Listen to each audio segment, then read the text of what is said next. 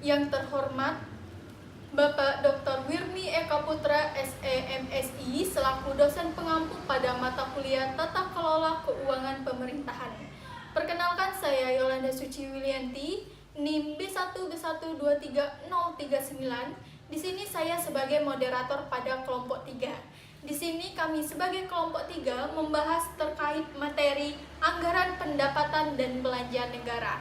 Di sini saya bersama rekan-rekan saya, yaitu ada Latifa Azura Putri dengan NIM B1B123037, Felicia Tania NIM B1B123048, Muhammad Okta Prihatin NIM B1B123050, Toti Asmara NIM B1B123053, dan Gita Zafira NIM B1B12304. Di sini terkait penjelasan pembahasannya akan dijelaskan oleh rekan-rekan saya. Kepadanya, saya persilahkan. Baik, terima kasih moderator. Di sini saya akan menjelaskan pengertian dan fungsi anggaran. Anggaran atau budget ialah suatu daftar atau pernyataan terperinci tentang rencana penerimaan dan pengeluaran untuk suatu kegiatan untuk jangka waktu tertentu, biasanya 1 tahun. Ada budget yang disusun berdasarkan atas tahun kalender, yaitu mulai tanggal 1 Januari dan ditutup pada tanggal 31 Desember dalam tahun yang bersangkutan. Tetapi ada pula yang dimulai pada tanggal 1 April dan berakhir pada tanggal 31 Maret tahun berikutnya, seperti dalam masa pemerintahan Orde Baru. Anggaran dapat didefinisikan sebagai rencana keuangan tertulis yang menunjukkan estimasi pendapatan dan pengeluaran untuk periode waktu tertentu. Anggaran merupakan alat yang sistematis untuk mengelola keuangan secara efektif dan efisien. Adapun fungsi anggaran, yaitu yang pertama ada perencanaan. Anggaran berfungsi sebagai alat perencanaan keuangan dan membantu dalam menentukan tujuan keuangan dan strategi untuk mencapainya. Yang kedua yaitu pengalokasian sumber daya. Anggaran membantu dalam mengalokasikan sumber daya secara efisien dan efektif sesuai dengan prioritas yang telah ditetapkan. Yang ketiga yaitu pengendalian. Anggaran berfungsi sebagai alat kontrol untuk memantau dan mengevaluasi kinerja keuangan, memastikan bahwa pengeluaran tetap sesuai dengan rencana. Yang keempat yaitu motivasi. Anggaran dapat memotivasi individu atau organisasi untuk mencapai target keuangan yang telah ditetapkan. Dan yang terakhir yaitu akuntabilitas. Anggaran meningkatkan akuntabilitas dan transparansi dalam pengelolaan keuangan. Baik, terima kasih. Saya kembalikan kepada moderator. Baik, di sini saya akan menjelaskan tentang jenis anggaran. Yang pertama, anggaran operasional. Anggaran yang digunakan untuk membiayai kegiatan operasional sehari-hari seperti gaji karyawan, biaya listrik, dan biaya telepon. Yang kedua, ada anggaran investasi. Anggaran ini yang digunakan untuk membiayai pembelian aset tetap seperti gedung, tanah, dan peralatan. Yang ketiga, ada anggaran kas. Anggaran ini yang digunakan untuk merencanakan dan mengelola arus kas dan memastikan ketersediaan kas untuk memenuhi kewajiban keuangan. Yang keempat ada anggaran proyek. Anggaran yang digunakan untuk membiayai proyek-proyek khusus seperti pembangunan infrastruktur dan pengembangan produk baru. Lalu yang kelima ada anggaran modal. Anggaran ini digunakan untuk membiayai pengadaan modal seperti saham, obligasi, dan pinjaman. Baik, sekian dari saya kembalikan ke moderator. Baik, materi selanjutnya ialah kebijakan anggaran. Pada umumnya, anggaran dapat dipakai sebagai alat untuk mempengaruhi kecepatan peningkatan pendapatan nasional, memperluas kesempatan kerja, dan mencapai distribusi penghasilan yang merata dalam suatu negara. Adapun mengenai anggaran mana yang dipakai tergantung pada keadaan perekonomian yang bersangkutan. Dalam keadaan deflasi, di mana harga umum turun, dipergunakan anggaran yang defisit. Dalam keadaan inflasi, dipergunakan anggaran yang surplus, dan dalam keadaan normal dipergunakan anggaran yang seimbang. Jadi, jelasnya anggaran dapat digunakan sebagai kebijakan fiskal. Kemudian, perekonomian terbagi atas dua. Yang pertama, perekonomian tertutup. Perekonomian tertutup terbagi atas anggaran belanja tidak seimbang atau unbalanced budget dan anggaran belanja seimbang atau balance budget. Dan yang kedua, perekonomian terbuka. Baiklah, terima kasih kepada moderator. Di sini saya akan melanjutkan pembahasan materinya, yaitu tentang A, kaitan antara landasan dan tujuan pembangunan. Kebijakan anggaran tampak telah diyakini sebagai salah satu alat yang dapat dipakai untuk mempengaruhi struktur perekonomian sebuah negara. Kegiatan pembangunan akan sangat ditentukan oleh tujuan akhir yang ingin dicapai oleh upaya pembangunan tersebut, serta dana yang tersedia dalam perekonomian tersebut, baik yang berada di tangan individu atau swasta maupun di tangan pemerintahan.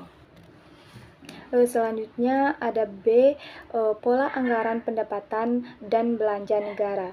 Seperti telah diketahui, penyusunan APBN termasuk dalam fungsi perencanaan dari administrasi negara.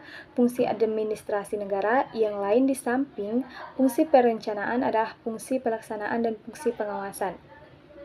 Fungsi pelaksanaan dan fungsi pengawasan dalam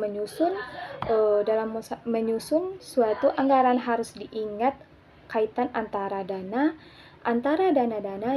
yang akan dikeluarkan dan tujuan yang akan dicapai. Baik, itulah penjelasan dari saya. Saya serahkan kembali kepada moderator. Baiklah, di sini saya akan mempresentasikan materi saya, yaitu APBN Pemerintahan Orde Baru. Penerimaan dalam negeri dapat dibedakan menjadi penerimaan dari pajak dan penerimaan dari bukan pajak.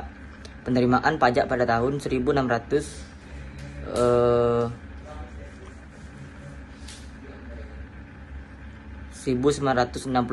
sampai 1970 sebesar 99% dari penerimaan rutin. Pada tahun 1974 sampai 1975 sebesar 96%. Dan pada tahun 1978 sampai 1979 sebesar 98%. Dan pada tahun 1984 sampai 1985 diperkirakan sebesar 96%. Kalau dihitung dari keseluruhan penerimaan, maka penerimaan pajak juga masih sangat menonjol pada tahun 2010. Adapun pengaruh pemungutan pajak terhadap produksi dapat dilihat bagaimana pengaruh pajak tersebut pada kemampuan dan kemauan untuk mengadakan investasi. Selanjutnya, pajak dan tarif dapat digunakan sebagai alat realokasi faktor-faktor produksi. Namun demikian, karena terdapat faktor-faktor lain yang dampaknya tidak seiring dengan kebijakan pemungutan pajak, seperti kebijakan moneter dan pengkreditan serta sistem pemungutan pajak yang kurang efektif dan efisien.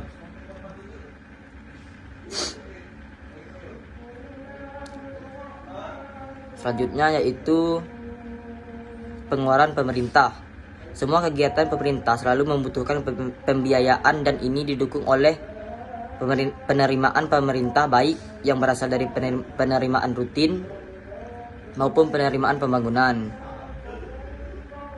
Anggaran belanja pembangunan disusun oleh pola-pola kebijakan, prioritas dan program-program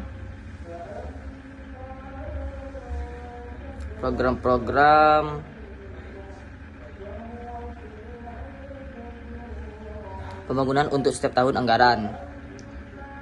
Ini dimaksudkan agar perencanaan penyediaan biaya terarah kepada pelaksanaan suatu program dan setiap program diperinci dalam proyek-proyek. Pembelanjaan sektor pertanian dan sektor swasta terus menurun, sedangkan untuk sektor industri, pertambangan serta sektor listrik terus meningkat. Demikian pula sektor transmigrasi dan tenaga kerja. Sektor pendidikan mengalami peningkatan dalam proporsi anggaran belanja pembangunan. Dengan struktur perekonomian yang baru, strategi kebijakan APBN harus disesuaikan dengan melihat sektor-sektor mana yang memiliki potensi sebagai sumber penerimaan negara yang utama, serta sektor-sektor mana yang harus lebih didorong. Dalam pemerintahan, dalam era reformasi dan otonomi daerah, APBN dapat direvisi dengan mengubah asumsi-asumsi variabel ekonomi makro yang digunakan sebagai dasar prediksi nominal dan APBN. Jadi kesimpulannya yaitu anggaran atau budget adalah anggaran merupakan rencana keuangan tertulis yang memuat estimasi pendapatan dan pengeluaran untuk periode waktu tertentu. Anggaran memiliki fungsi penting dalam perencanaan, pengalokasian sumber daya, pengendalian keuangan, motivasi, dan akuntabilitas. Dalam konteks Indonesia, anggaran pemerintah memainkan peran penting dalam pengaturan ekonomi dan pembangunan.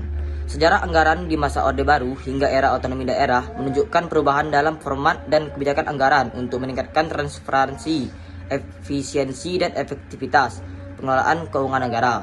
Kebijakan anggaran dapat digunakan sebagai alat untuk mempengaruhi pertumbuhan ekonomi, distribusi, pendapatan, dan stabilitas ekonomi sesuai dengan keadaan perekonomian yang bersangkutan.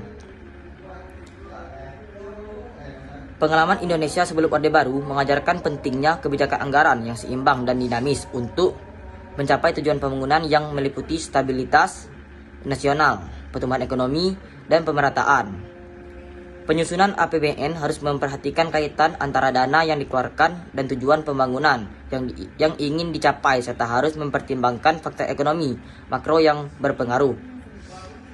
Perubahan dalam struktur penerimaan dan pengeluaran negara mencerminkan kebijakan pembangunan yang dilakukan untuk mencapai masyarakat adil dan makmur berdasarkan prinsip-prinsip Pancasila. Sekian materi dari saya. Baik, itulah presentasi dari kelompok kami, kelompok 3. Lebih dan kurang kami mohon maaf. Terima kasih, kami akhiri. Wassalamualaikum warahmatullahi wabarakatuh.